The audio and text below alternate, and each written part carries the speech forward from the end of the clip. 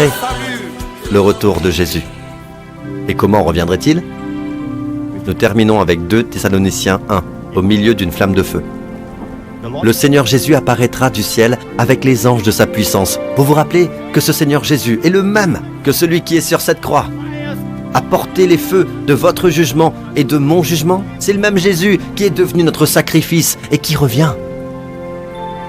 Et il revient avec les anges de sa puissance. Comment? Au milieu d'une flamme de feu, pour punir ceux qui n'obéissent pas à Dieu, ceux qui ne connaissent pas Dieu et ceux qui n'obéissent pas à l'Évangile. Ils n'obéissent pas à l'Évangile signifie qu'ils ne croient pas à la bonne nouvelle que par Jésus leurs péchés sont pardonnés.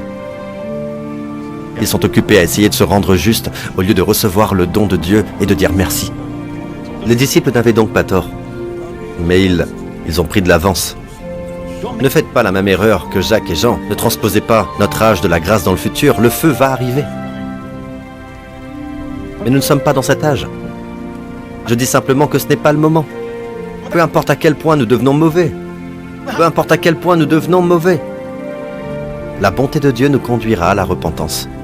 Donc, vous ne pouvez pas mépriser. Vous courez après le feu, le vent, le tremblement de terre. Vous voulez ce genre de ministère, mais Dieu suscite des ministères qui ont un murmure doux et léger. Une langue douce peut briser toute résistance. Ne sous-estimez pas la façon dont l'iniquité est purgée. C'est par chesed ve'emet, grâce et vérité. Bien. Alors, n'êtes-vous pas heureux que nous vivions dans cet âge de la grâce?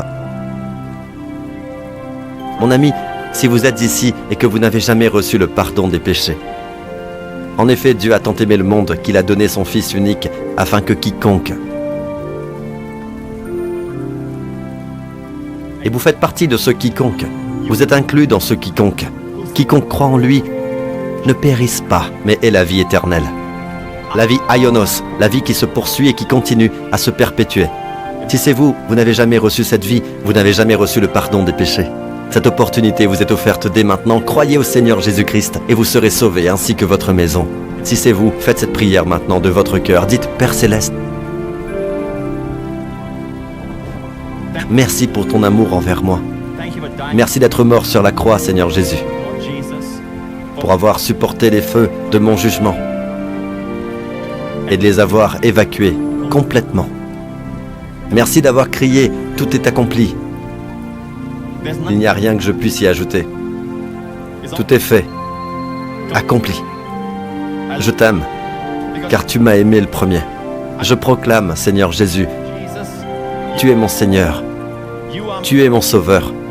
Et je crois que lorsque tu as porté ces péchés sur ton corps, tu es ressuscité sans eux, comme une déclaration que tous mes péchés, passés, présents et futurs, ont été effacés.